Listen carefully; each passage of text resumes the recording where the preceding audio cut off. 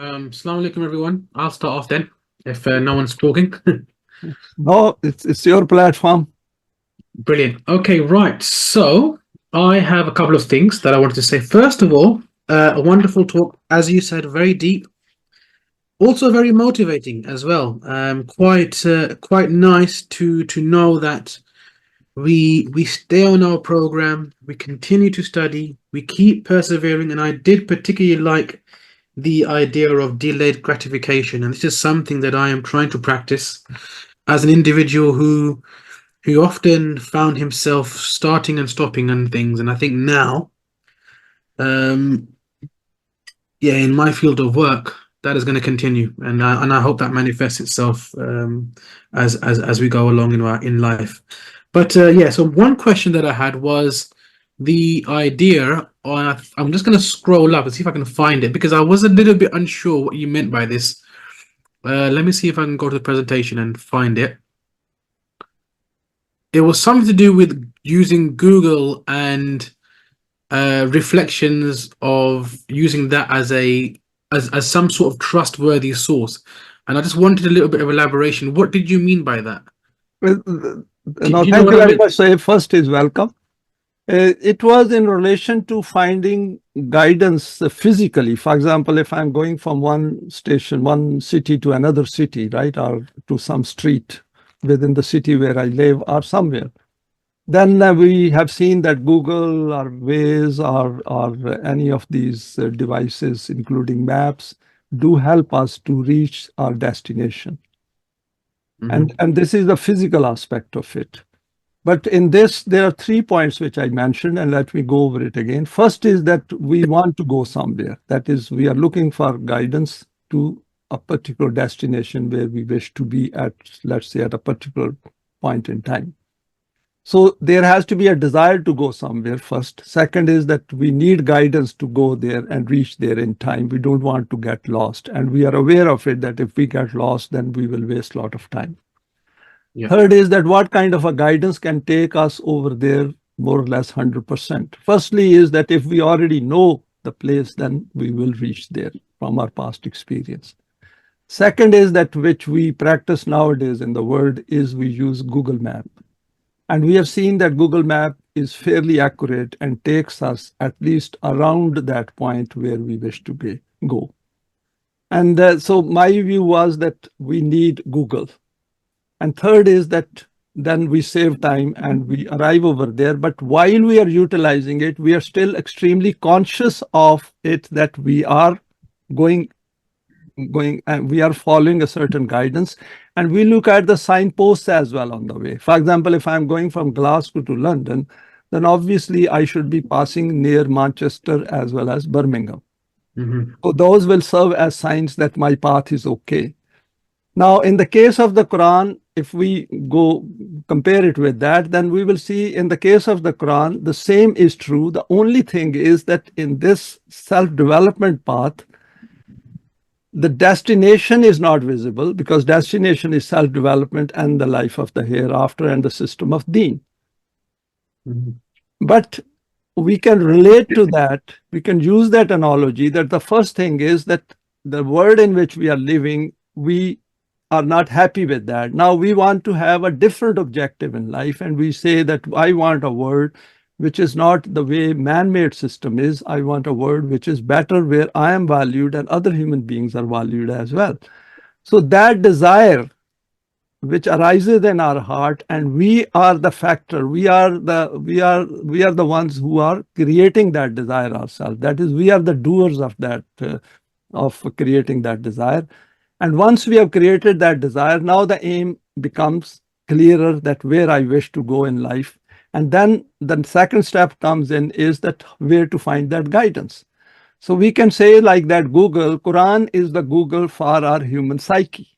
So we go to the Quran and seek its guidance. And obviously to learn about the Quran, because it deals with human psychology, I should know both that what kind of a psychology I have, and Quran helps with that. We have seen in today's verse that human beings want quick results. And then the question should come in our mind as well. Why did Allah create us like that, where we want quick results? And that's a very important point. That is our default position. We are created to be like that. But through choice and intent, we have to overcome that. And that is where the success lies, because we are born with a self which wants quick results. But we have to create a new self which does not want quick results, which wants solid results, which can help us to achieve our goal. And that is where the delayed gratification comes in. The attribute or value of delayed gratification comes in for the children to understand that whatever they do in this life, even within man-made system, they should delay their desire or greed or tendency to get quick results. They should go for long-term benefits in front of them. They should look at the life, all phases of their life, for example, adulthood, and then going to the next stage, middle age, and then to old age, and then going to very old age, and look at it and its consequences, how they wish to live. For example, if they want to avoid serious diseases in life, they have to look after their physical health. So that is what I mean by Google over there. So that's fine. It is an analogy, and where we should replace Google with the Quran. Absolutely. All right. Now that makes much more clear sense. Thank you. No problem. Wasim, any comment? No, thank you. I was just listening. Thank you very much for very good topic. I have one actually not comment, but rather this time a question. Yes, see that the last ayat where everyone will bear their own weight, but in that is for akhirah or even in general. But in this world, in a multiple way, people bear the weight of others. Like children, if their parents are not taking care of them, not giving them a physical sort of health, or even education is not given to them, those children are going to bear the weight of those things which their parents have done. So in that context, I do understand when it comes to the self level, but in this world, this bearing of weight, and it also actually goes into our daily concept of sadqa jariya, that if somebody has died and they left something behind, and their daughters and son or whosoever is doing something in their name, that they will be rewarded there in the hereafter. These are the connotation. I think we should look into that. I myself is not clear on this. That's why I have put this question. We might, somebody, either you or somebody else might help.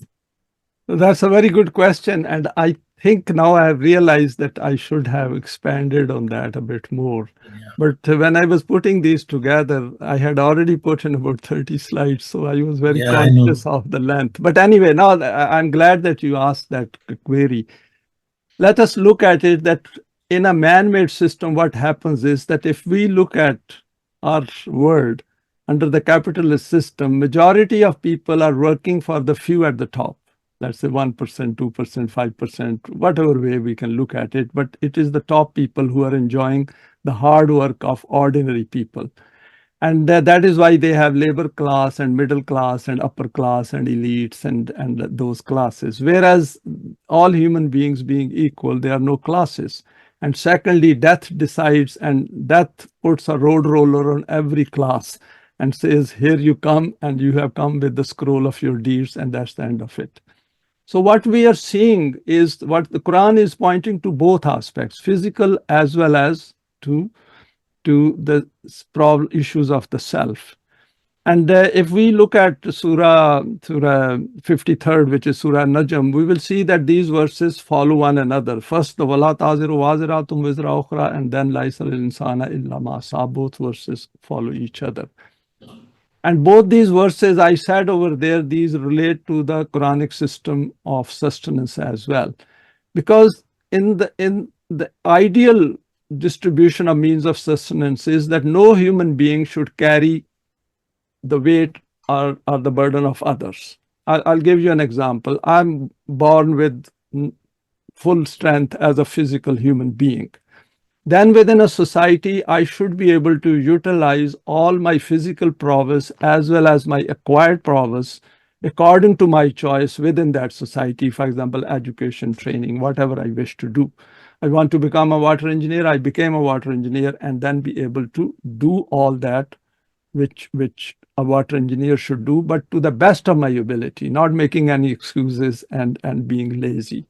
Similarly, coming home, I should utilize my body to the best of it, not look towards my wife or children to do my job. For example, if I have to drink water, I should get up and bring water myself because I have given hands, arms, legs, everything. If I have to wash the dishes, I must wash dishes and should enjoy washing it. And this is division of labor within the society.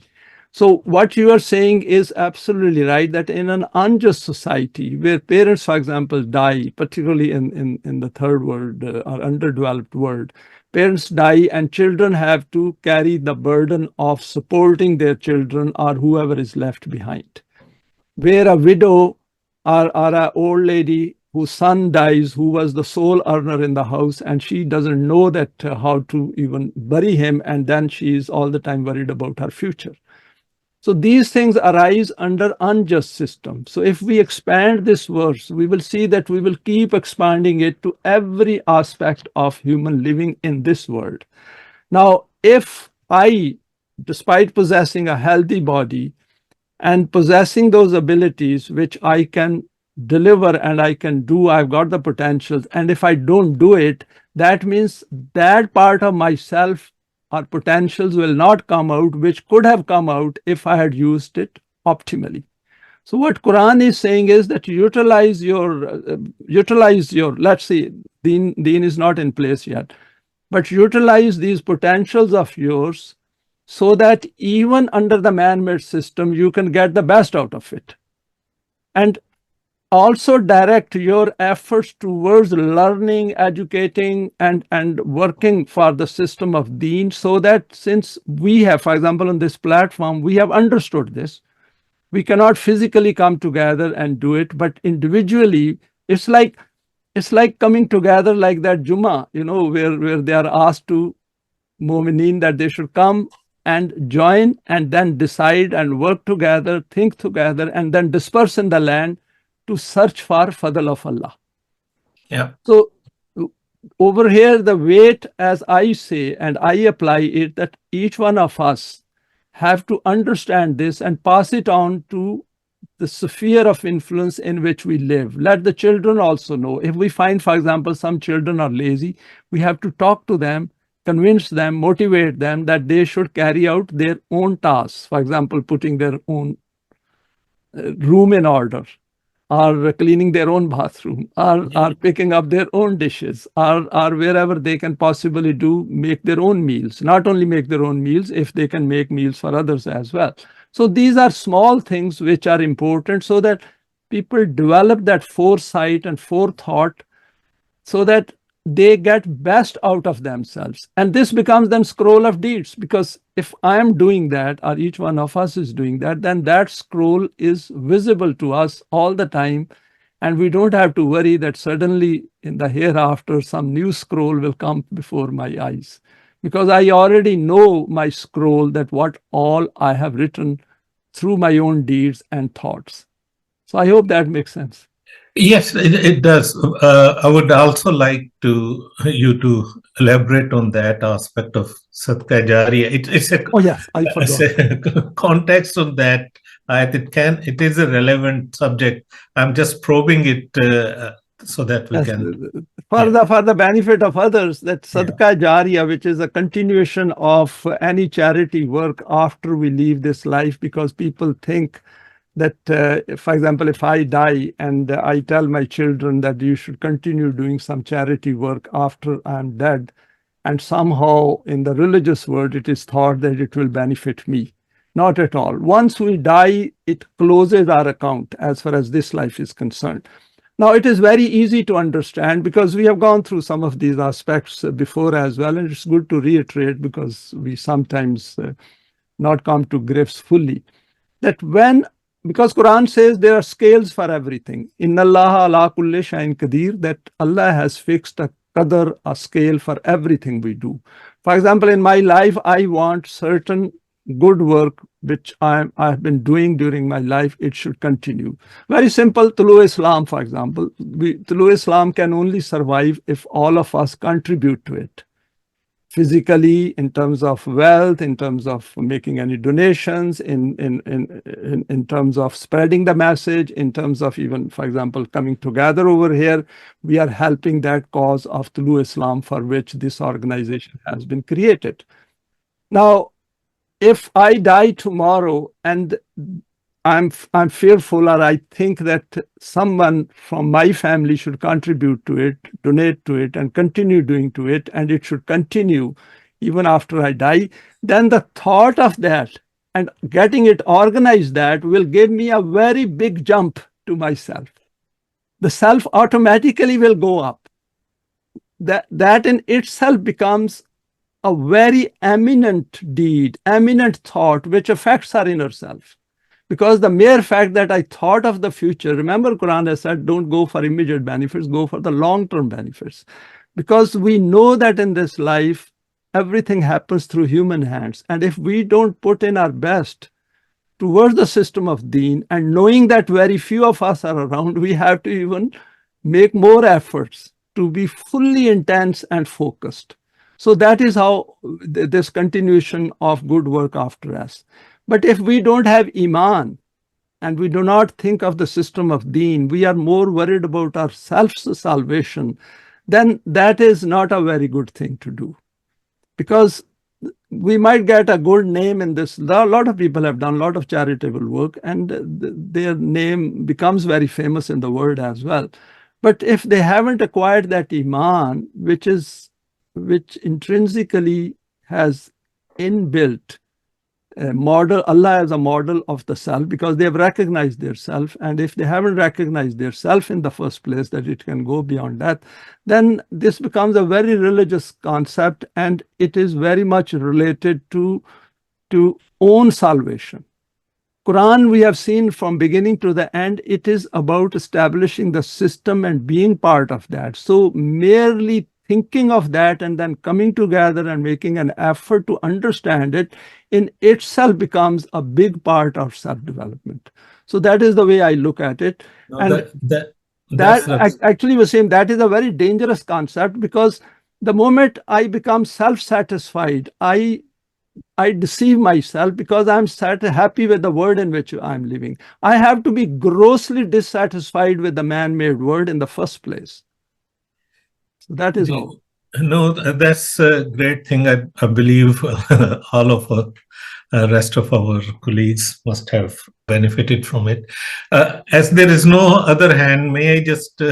Yes, please continue. Yeah. See that the ayat number 11, where this word yadu and dua, I do have that Quran right in front of me, where it is translated dua as a prayer. But in actually, what I was listening to one of the lectures by Alama, and he was explaining dua means to call. So basically, the translation of this will be that if a person call for shar, he will get that shar. The person who will call for the khair will get the khair. It's not that the person is going to pray for the call shar or khair. It's just asking if you can a little bit. I know you have done that, but it's just a matter of discussion. No, it's wonderful. I wish, I'm glad you pointed that out, because again, there is a complete chapter on this book, Human Self and Its Destiny. And I think it should be the last chapter we are going through. So the good news is hopefully, fingers crossed, it should be published very soon. It's another outstanding book, which literally deals with human destiny in the light of the Quran. And the dua is, and over there, Pervez has made a very interesting comment. Let me read it from the book itself. Sometimes human beings write down those things and others pick them up, and we have to pause and think that what exactly is being said over here. Yes, what it says is that when the world or the arena or the domain of human intellect and rational thinking ends, then the world of prayer or supplication commences. Yep. And it says the most devout and most, dedicated kind of supplication is that in which there is a total absence of intellect and reasoning. Yep. And then it says, the more devoutness and absorption is in a supplication, people expect that sooner it will be accepted. And I thought Allama Pervez has gone to, this is, I once you have I'm tempted to actually take out this chapter, put it in PDF and send it to our group over here. But I think I'll wait till the time the book is published in a nice cover. And this is something which is absolutely is brilliant. And then he writes it, devoutness means that man is so much lost into it, so much absorbed into it, that he is totally oblivious of the world in which he is living and where he is and what is his own state of mind. So Quran says that everything is placed within your own reach, within your own grasp. And if you use your intellect, reasoning, rational side, then you will understand the way world works. And 100% our own fate is placed in our own hand. So whole this concept of doing prayers and rituals is totally meaningless unless it is viewed within the context of the Quran. That is why nowhere the Quran associates Jannat or anything with these kind of prayer business. And the Quran very clearly says that the system of Salat will prevent evil and wrongdoing in your world. So it links every action of ours to some kind of a positive outcome. So I agree, this dua over here, shar and khair, means that the desire we have, the temptation we have, the inclination, proclivity which human beings have, actually in most of the time when we are not guided by the Quran, we are actually, even if we think we are materially successful in the man-made system, we are actually losing precious, valuable time of our life, which could have been spent on the path of guidance. So that is the way we all need to think very hard, and it will create a lot of motivation within us to look at it, because that desire which does not create a positive deed or a positive choice, positive action, that is meaningless. We should stop looking towards Allah. What we should do is, wherever we want to look towards Allah, what we should do is to do things. First, we tell Allah in the light of the Quran that I'm going to do it and I need your help, which means give me enough motivation to do it. Then create that motivation as well. Then look at the verse as well from the Quran, relevant one. Look at the permanent value and then do it. And the result will be twofold. First is that thing will get done, and secondly, it will strengthen ourselves. And that scroll of deed will have another heart or a star added to it that I've done it. Yep. Thank you very much. Actually, just to Sorry, comment. I prolonged it because nobody. No, it's fine. Because there is no other hand. That's why just see these few ayats which last lecture and this lecture, Quran is giving the message and the message is coming in straight and simple daily sort of examples, and nullifying all those ritualistic aspect of the religion which we usually associate with that. And going to work means that go out and look for the fazl of Allah. Now that fazl to seek, that is also within a certain remittance of your intellect. And to understand Quran is you need to make your mind toward a certain understanding. It's not that just reading Quran is getting sawab, that just without understanding you just keep reading and you will get something out of it. That's what is negating here, that you have to look into its meaning. You have to see what is shar, and you cannot get unless you know what is shar and what is khair. So that differentiation means that you must have a thinking mind, and you must draw a line what goes into shar and what goes into khair. We have discussed this topic before, but it comes again and again, and it will be a sort of iteration which remind us to define these things more rigidly in our mind. And the more rigidly means that a better understanding we have, the better decision we can take. So these are the ayats. These are,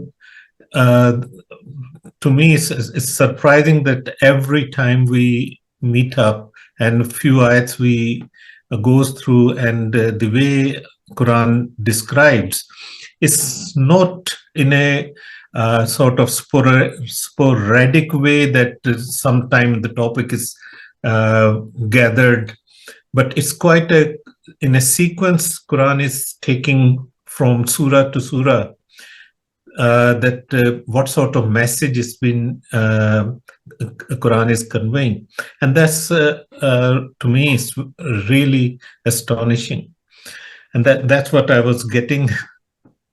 No, that is great. So absolute, as you are right, let's reiterate it, that absolute shar, absolute evil and absolute good is that which is in relation to human self. That good is absolute, which elevates ourselves. And that evil is absolute, which degrades us.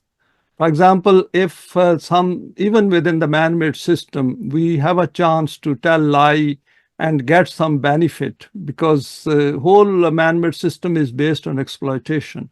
And if I get some benefit, accumulate something, then essentially I'm depriving somebody else. So we have to look at it, because whole point of coming to the Quran, all of us on this platform, is to work for the system of deen. And why work for the system of deen? And we have gone over it again, and there is no harm in reminding ourselves. And I keep reminding myself, when this scroll of deeds came before me, I was totally taken aback, because when I started thinking on it, I said, oh, it's a big challenge. We have to strip it apart and see that can we ourselves find out our own scroll of deeds. And I found that, and I looked very hard at my own life from the past, and I said there are two very clear differentiating points or boundaries, that is coming to the Quran and then before coming to the Quran. So, and even when we have come to the Quran, there is initial phases where we are learning, studying, trying to figure out that what exactly is contained in it. Incidentally, there is a very good, that reminds me, there is a very good lecture which I came across from somebody who accepted Islam, Professor Jeffrey Lang. And I posted it on Islamic Dawn, but I'm quite happy to post it here as well on our seminar group. In fact, couple of lectures. It's a part 1 and part 2. I will recommend, they are long, they're about 4 hours, but see how the man independently, even from these poor translations, he was able to dig his way through on this. And now, of course, since he hasn't got access to the literature by Allama Pervez, and I've sent an email, whatever I could get his contact. Previously, I tried to contact him as well. But it takes time, but his line of thinking is absolutely right. That way to acquire iman is very right. But he says at one stage, people asked him that, how do you feel now? He said, look, Quran has worked for me. What I was looking for, I have acquired that iman, that faith, that he calls it faith or belief. But it is worth looking at it, and then we should see that where we are in terms of understanding the Quran. We are way, way higher, way, way advanced, but that is not something to be proud of or feel arrogant about it or egoistic about it, not at all.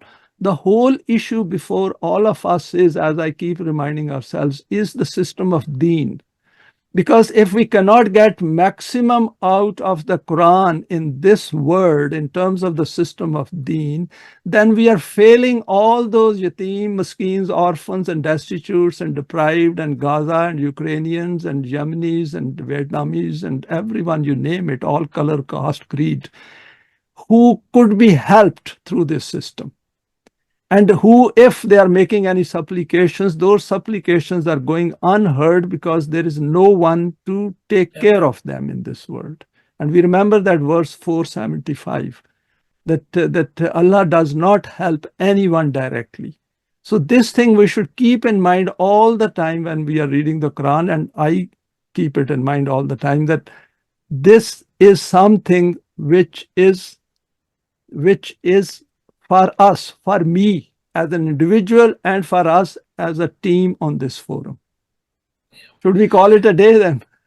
I think. No, there's one point I must like to add on. That is the ayat number 13. Yes. See that scroll which we put in our, or we are told that we will be reading that. Actually, reading through that ayat, you can actually see yourself having that thing tied with your neck right now. Everyone, I can read my own scroll right now. If you think about if it is in your, what have you been doing?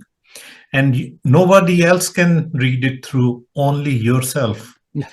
Right in this life, at this point of time, everyone knows that what is written on that thing which is, and on that day it will be Manshura, it will be spread open. Right now it's not spread open, it is only with you. On that Yawm al-Qiyamah it will be spread open. But that scroll, I believe everyone can rationalize or think, is still with you. Your own history, you know, your own deeds, you know, whatsoever decision you have taken in your life, you know, and that is tied with your neck. I took it from that point of view. I thought I should share that. You're right, absolutely. I will only add one thing, as you rightly said, verse 13. If we go to verse 14, yeah, where Quran says that read your own book. So we are essentially reading our own book as we are writing it. Ikra kitabaka. And then it says that you are enough to make your own decision. You don't need an auditor from outside. So this book is an open book right in front of our own eyes. And this is even this one single advantage we have as students of the Quran. I think we should be extremely grateful to the author of the Quran, that is Allah, that he has made it clear to us. Because the more we look into it, the more we understand, and we acquire that kind of a humility as well, that we have made mistakes, but those mistakes we made in the previous life before coming to the Quran. And after coming to the Quran, we did make some mistakes in the earlier part of our life, but gradually we understood those and we have overcome them. And by virtue of, and this is a very glad tiding, I'm not trying to sugarcoat anyone, but what I mean is the fact is that we have come together and we are discussing these things, and we are uniting our hearts with each other, and we have a desire to succeed, and we wish to be successful on this path of the system of deen. And we want to be in that system of deen which is already established in the hereafter. And we are qualifying for that. This all should give us that kind of a satisfaction that we are on the right path. But it does not mean that we should give up or we should slow down. Because Quran is asking us to give our best because we have the potential to give our best. It is not, it's very easy to give up. And that is why it is important that we go from Sunday to Sunday. I hate to miss any Sunday because sometimes, because of the man-made system, we can't avoid it. But 5-6 days when we are apart and then we come together and then we share our thoughts, then we know that we are on the same path. That feeling that we are all focused on that thing, that individuality stays there despite coming together. And that individuality, recognition of its indivisibility and integrity and unity of thought is very important because that provides the strength. We should never be scared of it. We should be, in fact, grateful to our own self and not put down others who haven't come to the path. It is the way the system functions. This system is not made by me. It is others who have made it. Then you have come up, I think. I don't know if you're motivated because of what I'm saying. Wasim bhai is No, it's a very interesting session, particularly last couple of reflections are very, very, very thoughtful for me. okay. I was thinking that about local charities or international NGOs, are not they actually maintaining status quo? Yes. Remember, they are part of the capitalist system and they are promoting it, and they are extremely well organized and supported by government intelligence agencies and others. Because all these NGOs, they work in the third world with a view to buy people over there. And I have personally experienced it. I'll give you an example. Wasim was with me. Both of us worked with an NGO. There is a Department of Foreign Development over here in the UK. And most of their budget is spent within the UK. And whatever little goes and trickles down to the third world is to buy favors over there. And they remove every kind of poverty but the poverty of the poor. That's right. Yes, I have been working with a couple of NGOs back home and organizing cataract surgery camps for the poor. And the situation, particularly, we worked in a Chakwal area. It's a very sad story of people are having just a meal for 2 times, no money for going to the hospital, and the public hospital, they have no facility for the cataract surgeries. Yes. So here in Canada too, we have shelter homes for the poor, and they are providing them everything, taxing the rich people or moderately rich people to keep that shelter homes moving. So situation is not even very good here. You remember there is a professor of psychology or psychiatry, Gabor Mate. I'm not sure if you have seen some of his videos. He's Jewish. He came out of survived the Holocaust, and he is very pro-Palestinian in that way. He's against what is happening in Gaza. And I happened to read one of his books. I haven't read it completely because it's a very dry book, but read some part of it. And he's talking about the misery right at the bottom level among the broken homes and families affected by alcohol violence and also related to drugs abuse and others.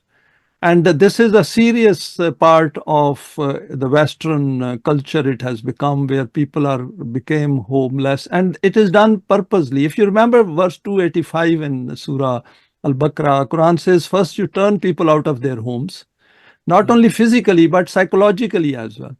And then you go and come up with your charities and NGOs and start helping them. And whereas you shouldn't have done it in the first place.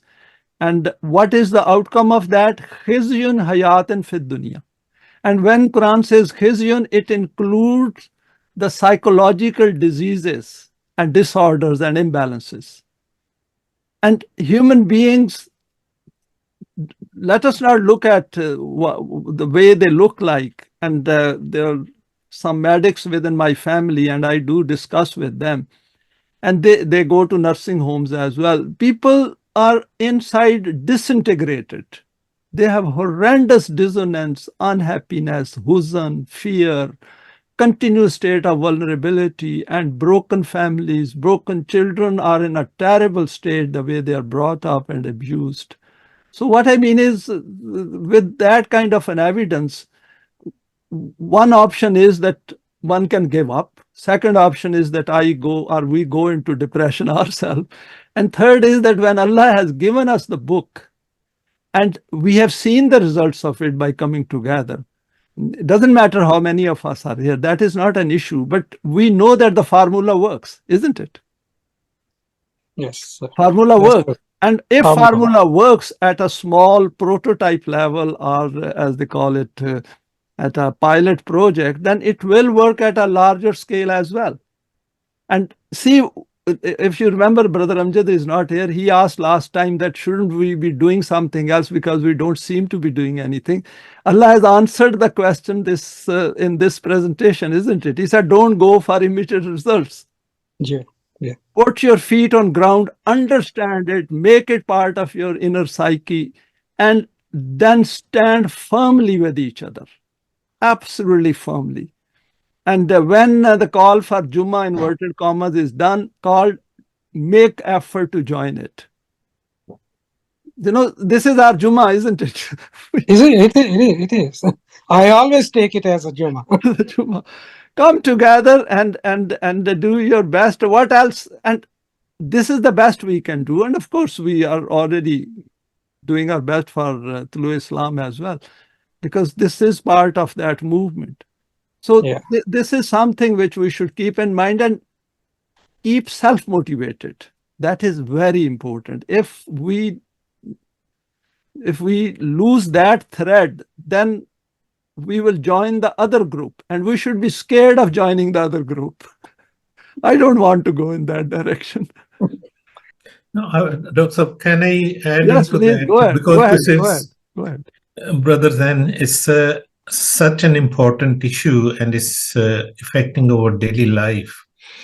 But we need to come up with something. Yes, when you see somebody suffering, you want to help them, and we should be helping them in some. But as this ayat is, that who is making those people? At a very bottom level, if we are going to manage to help 1 or 2 or 10 or 20 or 100 people, there are millions of people. And the millions of people go back in a jiffy, in a small moment of time. Somebody has taken a decision at a government level, and then whole of 200 odd million goes into 10% or 20 years back in the lifetime. So I think the intellectual level, we should be brainstorming ourselves together that how to tackle these things. This issue of charities, as Dr. Ijaz said, we were involved in that. And what happened, we very immediately saw these people who have some sort of what you can fame in this part of the world, and they gathered few people who have money, and then they gathered that money and they took it to the poor people and put their name on top of that. Now, what sort of charity, and specifically what happens, so much of charity is given to them, but more and more poor people start to come up because you don't allow them to actually improve themselves, give them education, give them that sort of thing, instead of helping them in a small way. So that level of intellectual charity which should be given, like understanding Quran, that they should be standing on their own feet. And that, how we can do that, and these are the things maybe this platform and through Islam can help. That will be an equivalent level of charity. See, Wasim, the thing is that it is the system, it is the government. It is not for Tulu Islam or some charity organization who are in it for some self-interest of swab. Remember, swab is also a self-interest. It's a selfish interest. So it is for the government, and we cannot be distracted. If we help a few today, they will be poor tomorrow. So what we need to do is, and we have seen staying on this platform, that how hard it is to create a new life within each one of us, because mind keeps getting distracted, and to stop that distraction in itself takes years. It is not 1 month or 2 months or a few years. It is quite a lifetime effort. So I agree that, but at the same time, whatever help we can extend for our own development, self-development, which is fine. We all have some relations, friends around who need some help. But at the same time, we should give them message as well. I always try to give them message. I always draw their attention to some book of Allama Pervez and ask them to think through it rather than, live with their previous outdated beliefs and concepts. But it's not easy, because the people are born into a certain belief system and they find it quite impossible to come out of it.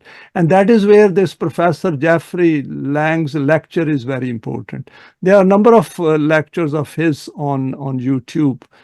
And I think it is worth looking at it from psychological point of view, that when a human being desperately makes an attempt to seek guidance, he does find attraction in the Quran. Dan, do you want to say anything?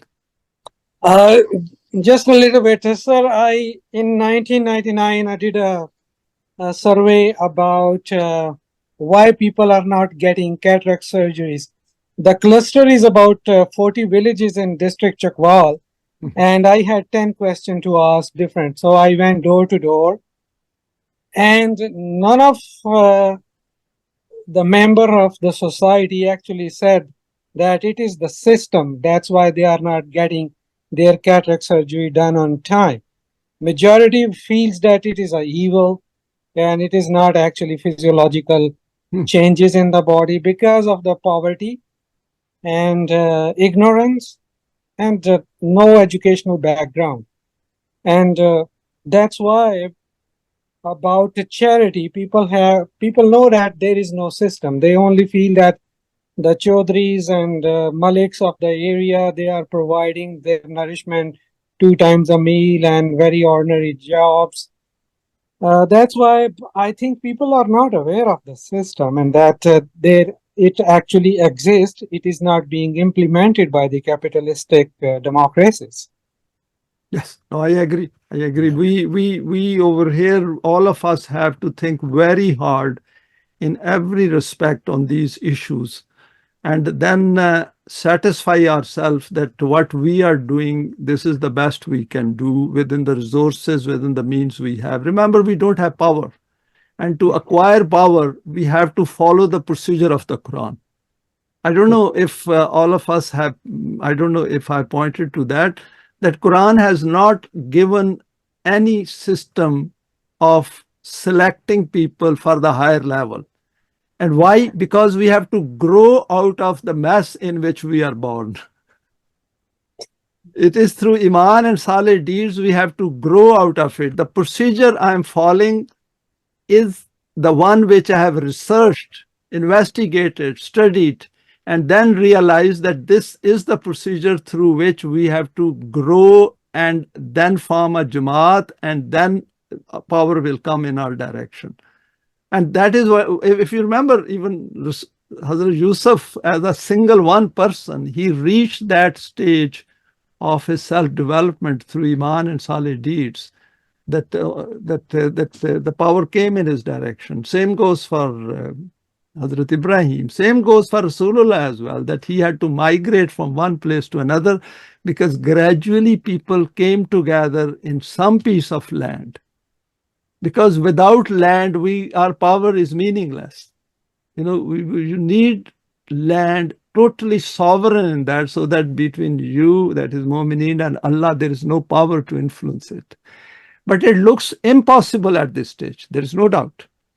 But if we keep following this path, day after day, week after week, month after month, year after year, and let's see how things manifest themselves. Because the alternative is not going to produce any results because it has never produced any result. Yeah. It simply cannot. It's very logical. It cannot produce results through democracy, for example. You know about Jannat Party of Dr. Asrul Islam, Yeah. Sultan of Pakistan or something like that. Okay, then. Right. Thank you. Thank you very much, sir. Thank you very much. We had a great, vibrant session, and I'll see you next Sunday. Hope I haven't looked at the verses, but I think there is something coming up there as well, but not as challenging as this one. This one of the most challenging verses which we had, because these were about that scroll of deeds. And I think we should go away happily that we know what we have with us. Yeah. We should be very pleased and happy and try to create that player within us that I have done what I could do, and I'm a witness to that myself. I don't have to go to somebody else to give me a certificate. Yes, sir. Okay. Okay, thank you. Okay, Allah okay, everyone. Bye. Assalamu alaikum ji. Allah Hafiz. Hafiz. Allah Hafiz.